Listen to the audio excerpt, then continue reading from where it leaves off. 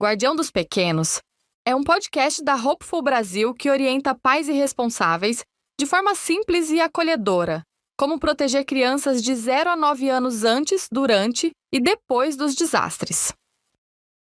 O debate sobre este episódio foi gerado pelo Google Notebook LM e passou por revisão humana. Olá, bem-vindos! Hoje a gente vai mergulhar num tema que muitas vezes fica meio nas sombras depois de um grande desastre, né? Totalmente. Fica escondido. Exato. Os impactos cognitivos em crianças e adolescentes. E não estamos falando assim do dano visível das casas, das cidades. Da destruição material, que é o que todo mundo vê primeiro. Isso. A gente tá falando das mudanças internas, sabe? Silenciosas. Na forma como os jovens pensam, como se concentram, como lembram das coisas. Uhum. E a nossa análise aqui, ela se baseia numa revisão científica bem detalhada que juntou vários estudos sobre o tema. E a missão é essa, né? É essa, desvendar esses efeitos menos óbvios e entender como eventos tipo grandes inundações ou terremotos afetam o desenvolvimento cognitivo, e daí a gente quer extrair orientações que sejam práticas, diretas, para pais irresponsáveis. E baseadas só no que a ciência aponta. Exclusivamente. Ok, vamos analisar isso. É um ponto de partida fundamental. Porque, geralmente, quando se pensa em trauma, o foco vai todo pro evento. A força do vento, o nível da água. A magnitude do tremor, né? Os fatos. Os fatos objetivos. Mas a ciência que a gente vai discutir hoje mostra que a batalha de verdade, a que define a recuperação da criança, acontece em um outro lugar. Onde? Acontece no espaço entre o que aconteceu e a percepção do que aconteceu. A forma como a mente da criança processa o evento é muitas vezes mais decisiva para o bem-estar dela a longo prazo do que o evento em si. E aqui já vem o primeiro grande insight que eu acho que vira a nossa intuição de cabeça para baixo. Com certeza. No trauma infantil, o que a criança sentiu é mais importante do que o que de fato aconteceu. A análise fala muito da ideia de avaliação da ameaça. Sim. E mostra que essa percepção subjetiva do perigo prevê muito mais o estresse pós-traumático do que a exposição objetiva.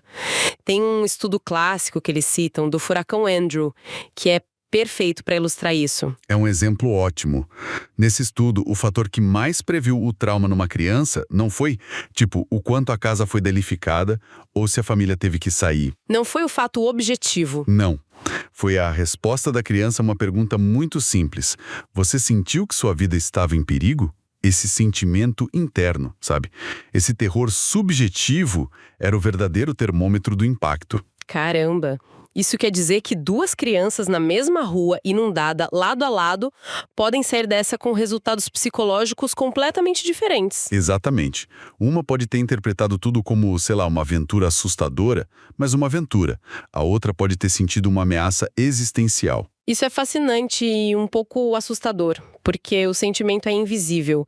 Um pai pode olhar e pensar, ok, estamos seguros, o pior passou, mas não faz ideia que na mente do filho o perigo ainda é real, iminente. Precisamente.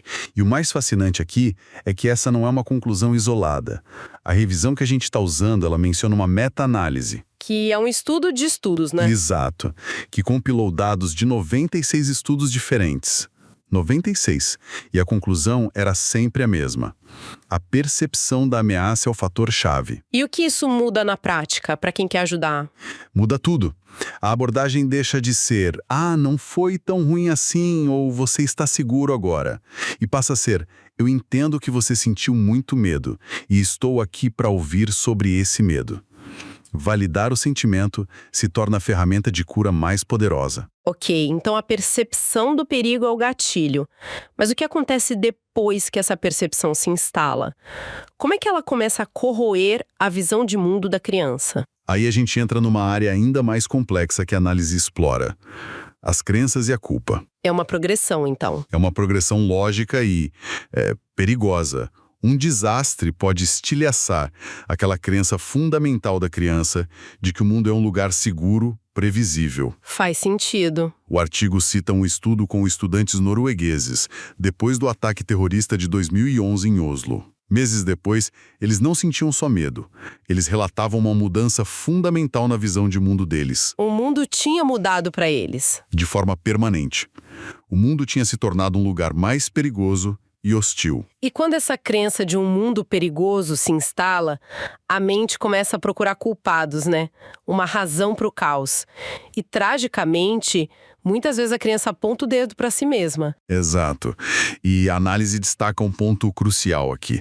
A atribuição de culpa, seja a si mesmo ou a outros, pode ser um fator de sofrimento a longo prazo mais forte do que a própria exposição ao desastre. Mais forte que o evento em si. Mais forte. Um estudo sobre tornados descobriu isso, mas o exemplo mais impactante vem de um estudo com sobreviventes da crise de reféns na escola de Beslan, na Rússia. Um evento de uma brutalidade inacreditável. Inimaginável.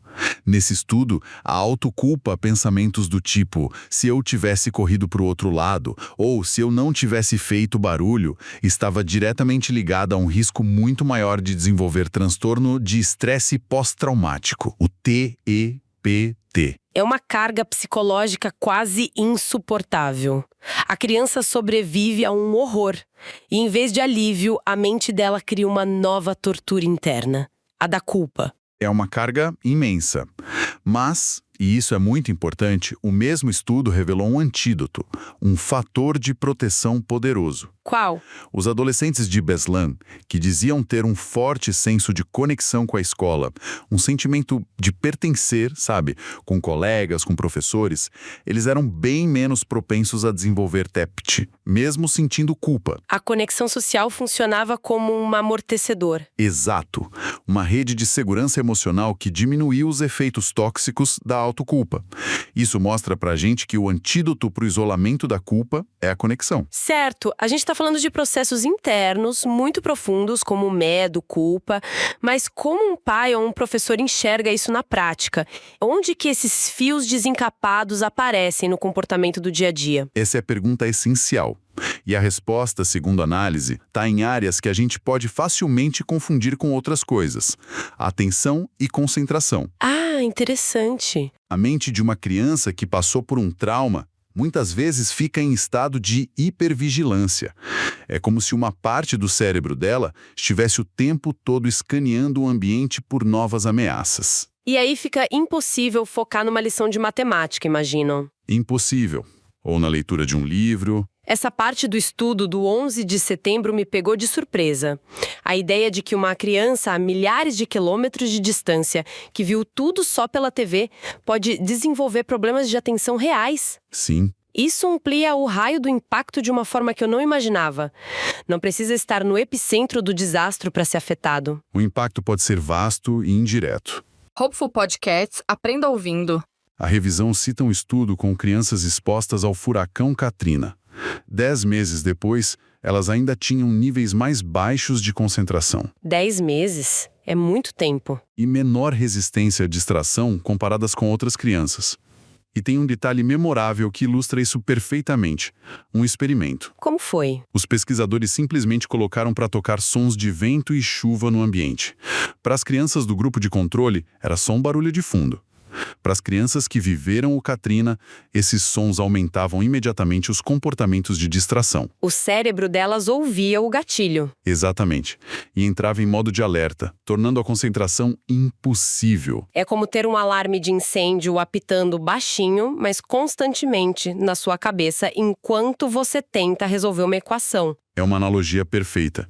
E esse alarme fica ainda mais alto quando outros fatores se somam. A análise introduz o conceito de efeito sinérgico. O que seria isso? Se uma criança já viveu outros traumas antes do desastre, o risco de problemas de atenção aumenta significativamente. É uma sobrecarga do sistema. E, além disso, a reação dos pais é crucial. Como assim? Um dos estudos mostrou que filhos de mães que desenvolveram TEPT e depressão depois do 11 de setembro tinham uma probabilidade muito maior de apresentar os mesmos problemas de atenção. A estabilidade emocional do cuidador funciona como um pilar. Entendi. Espera um pouco. A parte da memória me parece contraintuitiva. Eu sempre imaginei o trauma como uma memória super vívida que se repete em loop. Mas a análise diz que, por um lado, a falta de memória para certos aspectos do desastre é comum, mas, por outro, pensamentos e imagens intrusivas também são. Como isso funciona? Você tocou no cerne da complexidade da memória traumática. Ela não é como um filme que a gente pode rebobinar e assistir em ordem. É mais como um mosaico quebrado. Gosto dessa imagem. A criança pode reviver incessantemente os cacos mais assustadores. Uma imagem, um som, um cheiro, enquanto os outros cacos, que dariam contexto, ficam perdidos, inacessíveis. E o ponto-chave aqui, que a análise deixa muito claro, é que as memórias das crianças sobre um evento traumático nem sempre são precisas. Elas são uma reconstrução. Uma reconstrução, não uma gravação. O cérebro está literalmente reescrevendo a história para se proteger. Exatamente. E isso levanta uma questão importante sobre como abordar essas memórias. A análise cita um estudo impactante, de Pinus e Nader, feito depois de um ataque a uma escola. O que eles descobriram? Algo impressionante. As crianças que estavam mais próximas do perigo, que foram feridas ou viram o atirador de perto, tendiam a minimizar a ameaça em suas memórias. Elas se lembravam de estar mais longe do que realmente estavam. Nossa. Em contrapartida, as crianças que estavam seguras dentro das salas lembravam de estar muito mais perto da ação. A mente delas reescreveu a geografia do evento para se alinhar com a intensidade do medo que sentiram.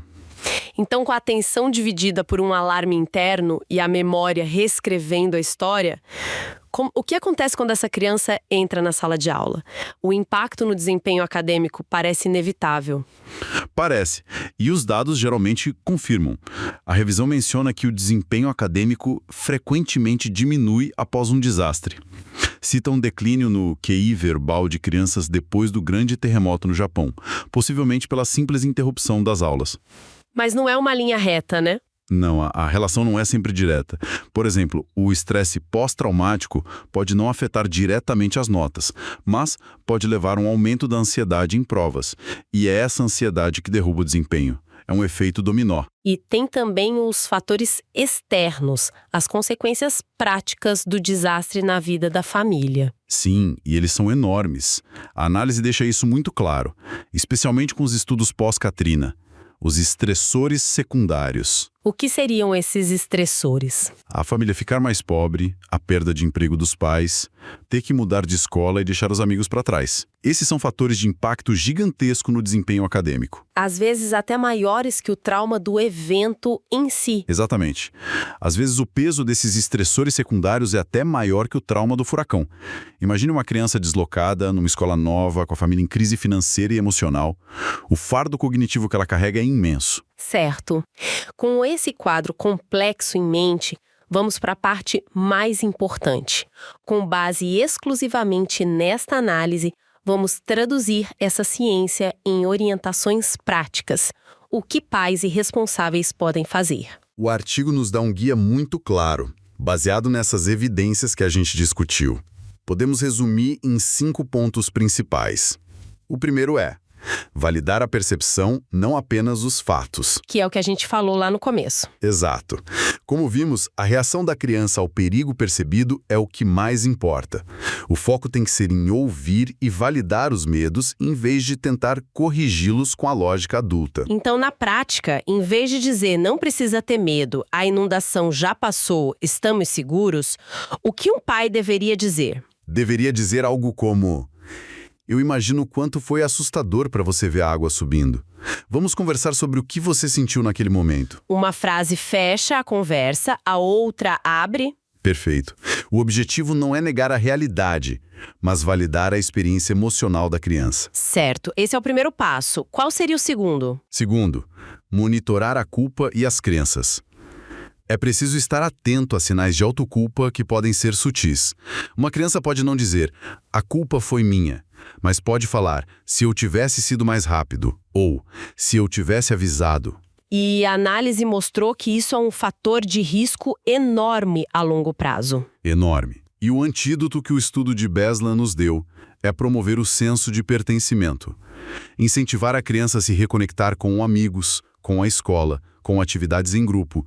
Isso cria uma barreira de proteção. O terceiro ponto deve ser sobre o que a gente falou da atenção e da escola. Exatamente. Terceiro, normalizar e apoiar dificuldades de atenção. É fundamental que pais e professores entendam que problemas de concentração e uma queda no rendimento são reações esperadas. E não um sinal de preguiça ou mau comportamento. De jeito nenhum. A abordagem precisa mudar de punição para suporte. Isso significa ter paciência, dividir as tarefas em partes menores e reconhecer que até mesmo lembretes sensoriais, como o som da chuva e do vento, podem ser gatilhos. E o quarto ponto parece estar ligado a isso, ao ambiente da criança. Sim. Quarto, focar nos estressores secundários. A estabilidade é a chave para a recuperação cognitiva.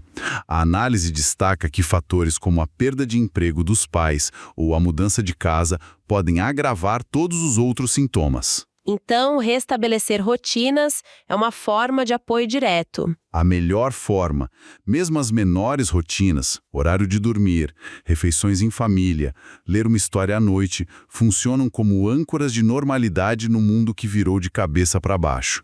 Elas enviam uma mensagem poderosa para o cérebro da criança. Apesar do caos lá fora, aqui dentro existe ordem e segurança. E por fim, a memória, que a gente viu ser tão complexa e por vezes traiçoora. Exato. O quinto e último ponto é criar um espaço seguro para a memória. A gente viu que a memória de um trauma não é um registro fiel, é uma colagem. Uma criança pode ter pensamentos intrusivos e não conseguir verbalizar por medo, por vergonha. Então, o objetivo dos pais não é atuar como um detetive para descobrir o que realmente aconteceu. Perfeita colocação. O objetivo não é ser um detetive da verdade, mas um porto seguro para os sentimentos, mesmo que eles se baseiem numa memória distorcida. Entendi. O objetivo é criar um ambiente onde a criança se sinta absolutamente segura para compartilhar quaisquer pensamentos ou imagens que venham à mente, sem julgamento, sem correção. É dizer, qualquer coisa que você esteja pensando ou lembrando, tá tudo bem me contar. Estou aqui para ouvir. Esse acolhimento incondicional. Processar e integrar esses fragmentos de memória. Em resumo, a ideia central que emerge desta análise é que os efeitos cognitivos de um desastre são profundos e multifacetados.